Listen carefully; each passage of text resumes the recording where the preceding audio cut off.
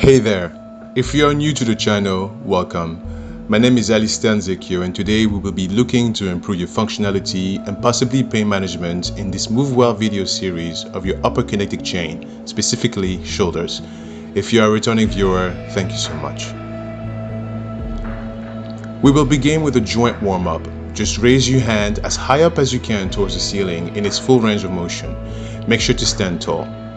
Then grab your wrist with the opposite arm and gently guide it in that direction. Remember to always respect your flexibility. Once you cannot pull any further, slowly turn your head towards the pulled side.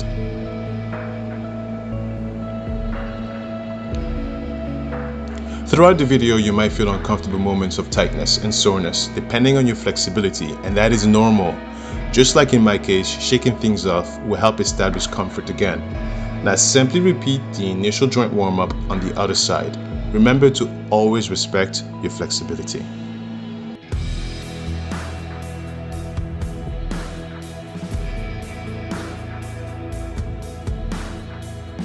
This next part will progress our warm-up further by using biomechanics to forcefully pull your shoulder backwards and down and also align your spine. Take one arm and place it behind your back like so. Then move that forearm as high up as you're able. Remember to always respect your flexibility. You can use the other hand to assist in the positioning, only if you are able.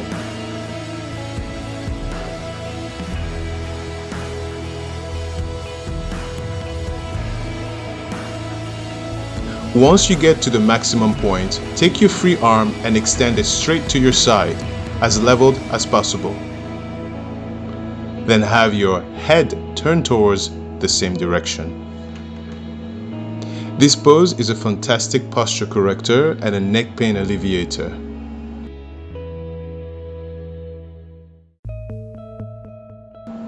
Disengage with slow movements as your shoulder joint will be turned off, and always respect your flexibility. And of course, perform that warm-up on the other side.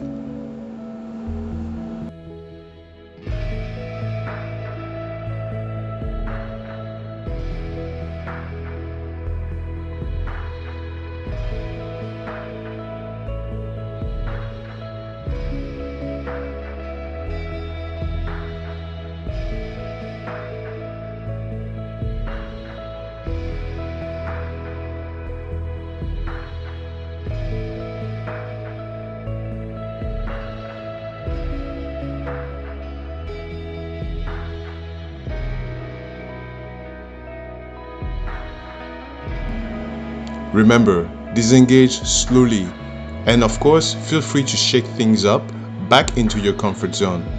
And carefully make your way towards your mat, and let's get started.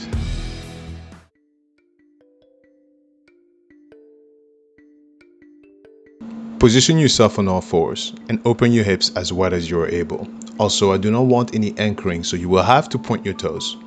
Drop your butt towards your heels as far as it can go while using your fingers on the mat to slowly creep your shoulders forward.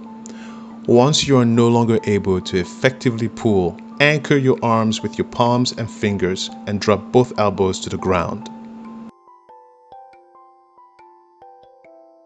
Then, take one arm and needle it under the other. Use your fingertips to creep forward and complete the stretch as far as you are able, with the goal of having your shoulder hit the ground. This is some serious pulling, so respect your flexibility. Throughout this position, and depending on your flexibility, most of your sore points or trouble areas related to the stretch will be flaring, and it's okay. They are simply your muscle knots being flattened out. Over time, your Golgi tendon organ will kick in and force a relaxed state, which will make that pain and discomfort slowly dissipate. When you are disengaging to work on the other side, keep in mind that your shoulder joint will be turned off, so you have to move slowly, and the longer you stay statically in the same position, the slower you have to move. Repeat the same on the other side. Remember to anchor with your palms and fingers and keeping the elbow to the ground. Breathe, breathe, and relax.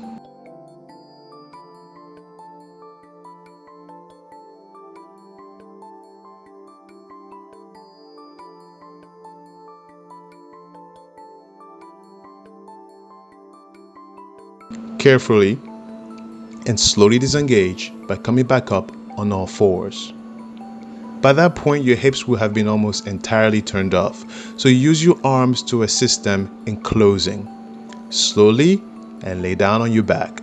Extend your arms into a T, straighten your legs out, and prepare for a T-spine rotation.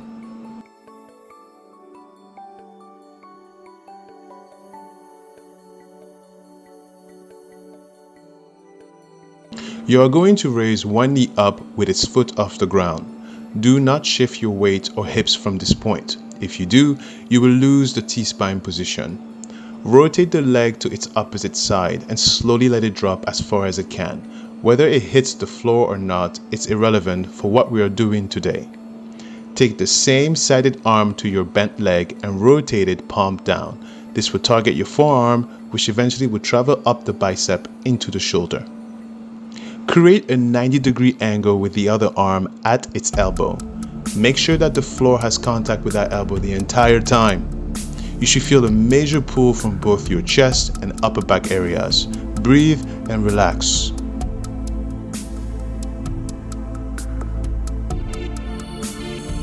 Once you feel that discomfort getting better, lift your arm up while keeping your elbow against the floor and hopefully the back of your hand as well. Your joint mobility will dictate if your back of the hand can keep its contact. Don't stress if it can't. Do your best. The elbow, however, is not negotiable. Keep it glued to the floor. Once you can no longer raise the arm due to your limit, you will turn your head towards the palm down arm.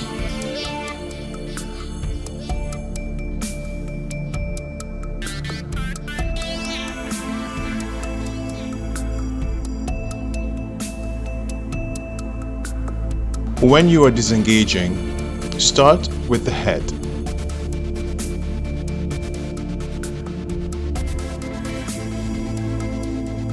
Then bring your arm back to its 90-degree angle, while keeping the elbow still glued to the ground.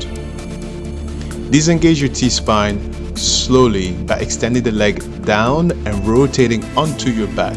This will protect your lower back. Slowly disengage the arms, and if needed, shake things back into comfort before you get ready to repeat this on the other side.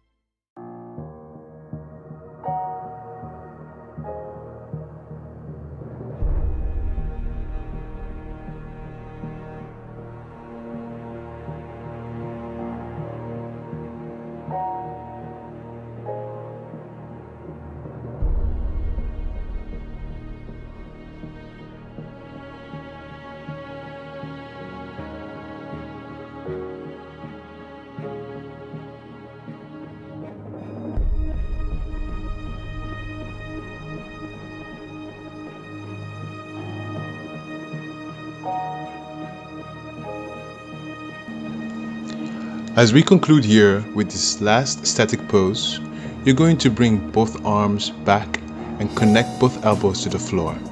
Then grab your wrist with the opposite hand and gently pull in its opposite direction. If this seems familiar, that is because we did this movement as our initial warm-up, except we were standing up. Repeat this, of course, on the other arm. Guys, I really hope you enjoyed this stretch as much as I did. This is a great overall posture corrector, and also this will help create better muscular balance to alleviate neck and shoulder pain. Like the video if you did, subscribe if you have not already, and let me know in the comments if this episode helped you and how. Of course, follow me on Instagram at ANFtraining and check out my services at anftraining.com. Thank you so much.